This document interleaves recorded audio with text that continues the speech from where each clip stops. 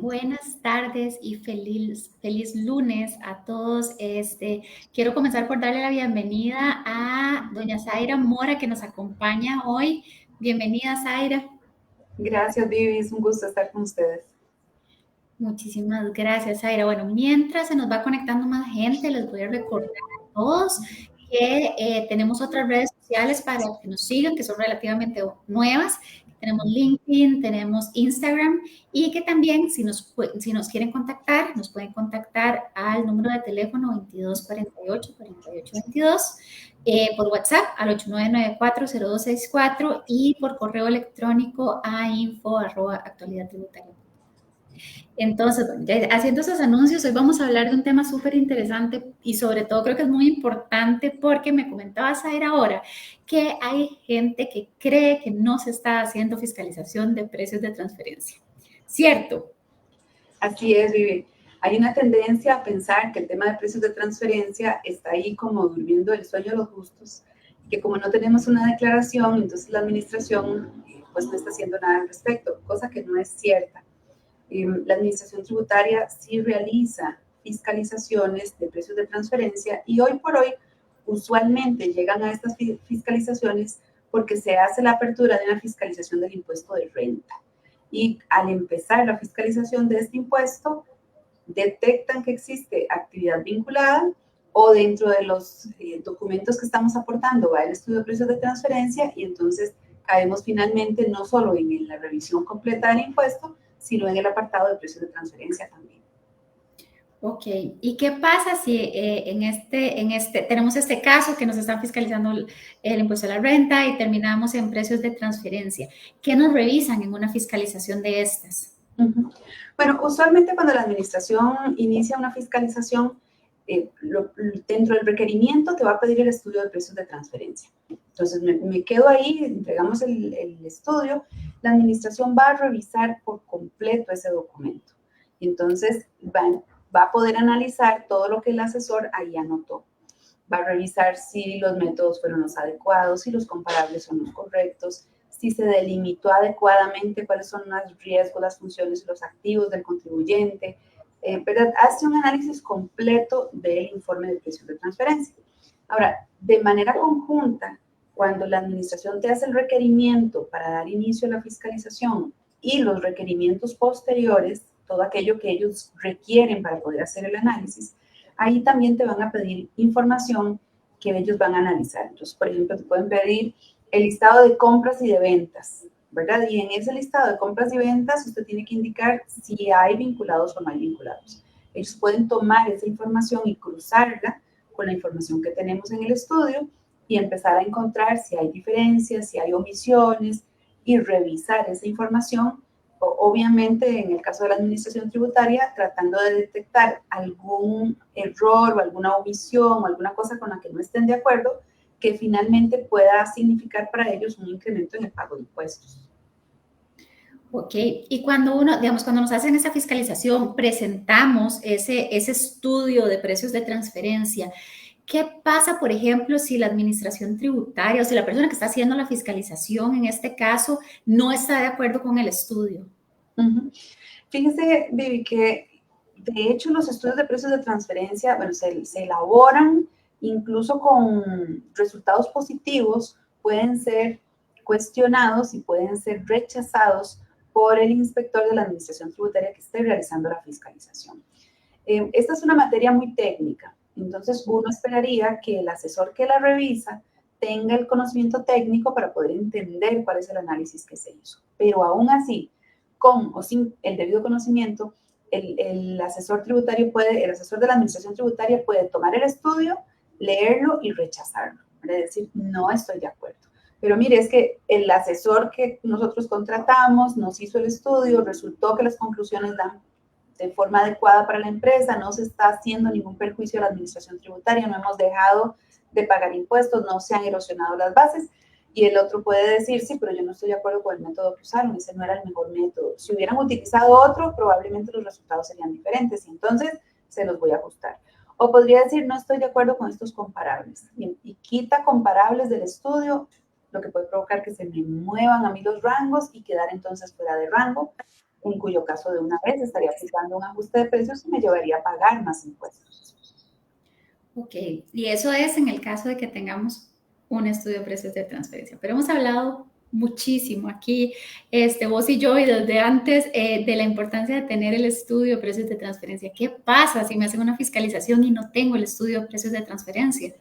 Sí, esa es una de las cosas que nosotros siempre recalcamos porque no podemos esperar a que la administración toque las puertas para ir a ver en qué momento hacemos el estudio de precios de transferencia. Como lo hemos dicho en otras ocasiones, esto es algo que requiere mucho tiempo porque el asesor necesita conocer muy bien a la empresa, hacer toda la investigación, todo el análisis de industria y hacer los ejercicios para poder presentar resultados. Resulta que cuando la administración inicia una fiscalización, lo que nos da son 10 días para que nosotros entreguemos todo el requerimiento de información.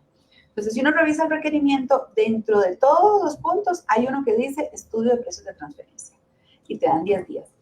Es imposible en 10 días tener un estudio, o sea, es imposible tener un buen estudio de precios de transferencia. O sea, probablemente la empresa puede salir corriendo y tratar de montar algo, pero eso no es un buen estudio, en 10 días no se logra. Lo más que uno puede hacer es solicitarle a la administración que me prorrogue el plazo y te van a dar otros 10 días, ¿verdad? Entonces, en 20 días, la gente tiene que correr a hacer un estudio que no va a quedar, digamos, no va a ser un estudio con excelencia, porque en esa cantidad de tiempo no se logra. Y pues tiene el problema de que la administración tributaria probablemente pueda traérselo abajo fácilmente porque en esa carrera no has podido hacerlo. En el mejor de los casos, que presentaras algo. En lo usual, es que 10 días, 20 días no es suficiente, entonces no puedes entregar el informe. Y por lo tanto, queda del lado de la administración tributaria la forma en que ellos analicen las actividades que estás haciendo y sin lugar a dudas vamos a tener un ajuste en precios de transferencia porque van a encontrar actividades vinculadas que no fueron analizadas. Entonces el inspector va a decir, pero aquí hay una diferencia y aplica un ajuste. Y nadie quiere eso, ¿verdad? No, nadie quiere eso. Los procesos de fiscalización siempre son, digamos, a los contribuyentes les genera mucha angustia, ¿verdad? Porque tenés a alguien a la par revisando todo lo que estás haciendo, revisando todo lo que se hizo, preguntando y preguntando y preguntando y sacando información cuando ya tal vez uno no lo recuerda. Y usualmente estos temas del impuesto de renta son temas donde ha involucrado una cantidad importante de dinero. Entonces genera mucho estrés al contribuyente y cuando no tenemos un estudio hecho, eso se hace todavía más grande, porque tenés que empezar a defender algo sin contar con el instrumento adecuado para defenderlo. Hay algo que estábamos conversando justo ahora hace un ratito, antes de conectarnos, que es un error común que has visto vos que se hace durante la fiscalización y tenías como un ejemplo también. Contanos un poquito cuál es ese error que cometen a veces las empresas o el contribuyente. Sí, es correcto. Y normalmente cuando a nosotros nos hacen una fiscalización de cualquier impuesto que se trate, lo usual es que el contribuyente defiende solito su fiscalización, ¿verdad? La empresa dice, no, esto es algo administrativo, yo presento la información y no pasa nada. Después de la fiscalización, cuando en la conclusión del inspector es que no estaba bien la empresa y aplica un ajuste, entonces la empresa toma la decisión ahora sí de ir a un proceso judicial y vamos al Tribunal Fiscal Administrativo primero, luego pasamos al contencioso. ¿Qué ocurre? Como no buscan a un asesor, esperan a que haya el cierre y luego contratan a un abogado cuando es en la parte ya judicial. En el tema de precios de transferencia, para mí eso es un error garrafal, porque nuevamente estamos hablando de algo muy técnico. Entonces, se necesita a un asesor de precios de transferencia guiando al contribuyente durante el proceso de fiscalización. O sea, no es lo mismo que un inspector le pregunte al contribuyente algo que es técnico. El contribuyente no necesariamente tiene que saberlo y entonces responde con su conocimiento y eso que está respondiendo se convierte en prueba que utiliza el asesor en contra del contribuyente. Y tal vez no es que esté mal, es que no supo explicarlo, es que no supo decirlo o que no domina la técnica. Yo le comentaba a usted hace un momento y lo comparto con quienes nos escuchan el día de hoy. Yo tuve un caso muy curioso donde presentamos en nuestro informe de precios de transferencia, la empresa quedaba dentro de los rangos, pero es una empresa muy, muy grande, muy atractiva para la administración tributaria y le hacen una fiscalización. En el proceso de esta fiscalización, el inspector de la administración tributaria no acepta el estudio. Él se metió a discutir el informe desde el punto de vista de fondo y desde el punto de vista de forma. O sea, él no quería para nada el informe de precios de transferencia, no le convenía que él dijera que todo estuviese en orden. Y el proceso no avanzaba y no avanzaba hasta que el cliente nos contacta y nos cuenta, mire, estoy en la fiscalización, está ocurriendo esto. Nosotros lo que hicimos en esa oportunidad fue solicitarle al cliente que nos llevara a una mesa de conversación con la administración tributaria. Y efectivamente nos sentamos en la mesa del cliente, la administración tributaria y nosotros que habíamos confeccionado el estudio. Básicamente, Vivi, terminamos dándole una clase de precios de transferencia al funcionario de la administración tributaria. Y cuando nos decía, es que no entiendo por qué hicieron esto. Hicimos eso por A, B, C, D. Ya entiendo. Y es que no, esto no debería de ser así. Mire, lo tuvimos que hacer así por esto. O sea, prácticamente nos dimos cuenta que el conocimiento técnico del funcionario no era de un alto nivel. Sí tenía algún conocimiento, pero era muy básico para poder estar haciendo una fiscalización. Y es que esta materia es muy nueva, todo el mundo está aprendiendo. Nos correspondió sentarnos. Cuando la reunión terminó, el señor nos dice, muchas gracias, aprendí mucho y estoy de acuerdo con lo que ustedes dijeron, ya entendí. Y hasta ahí llegó. Si este cliente no se hubiese hecho asesorar, estaría probablemente en procesos judiciales que son engorrosos, que son larguísimos, que son carísimos, cuando hubiese sido más fácil que el asesor defienda el estudio ahí en la fiscalización. Totalmente. Voy a parar un momentito porque tengo una pregunta que don Marvin Vallejo, la voy a mostrar y la voy a leer. A ver, ahí te aparece. Dice, buenas tardes, veamos, esta empresa tiene actividades económicas como una vinculada, compras. Realizaron el estudio de precios, el resultado no genera diferencias. Ahora la administración tributaria le aplica lo de proveedor único para desconocer, y perdón, voy a dejar de aquí porque si no, no lo veo, dice para desconocer las compras no canceladas. Ojo, no se indica nada en la ley de impuesto sobre la renta, el plazo para cancelar Cuentas por pagar. Cuentas por pagar a vinculadas. ¿Será correcto? Gracias. Sí. Bueno, hemos tenido como una ola, ¿verdad?, de casos de estos, donde la administración tributaria le notifica a todo el mundo diciendo o clasificándolos dentro del tema de proveedor único. Ahí, don Marvin, es importante entender que ellos lo que dicen es que desconocen algunas compras porque no han sido canceladas, dice don Marvin aquí, pero la ley no indica nada, dice don Marvin. Es cierto, la ley no indica nada de esto, pero en materia de precios de transferencia es algo que sí se analiza. O sea, cuando nosotros las guías nos establecen cómo hacer el análisis de comparación, una de las cosas que se analiza cuando hay empresas vinculadas es el plazo de cuentas por pagar. Y entonces, si yo observo que son plazos fuera de lo que es usual en el comercio, probablemente se puedan aplicar ajustes. Porque, vamos a ver, si yo le doy a un cliente un plazo de 30 días para pagar y a otro cliente le doy un plazo de 90 días para pagar, es más, al Estado le doy 120 días para pagar, todo eso pareciera estar dentro de las condiciones de mercado.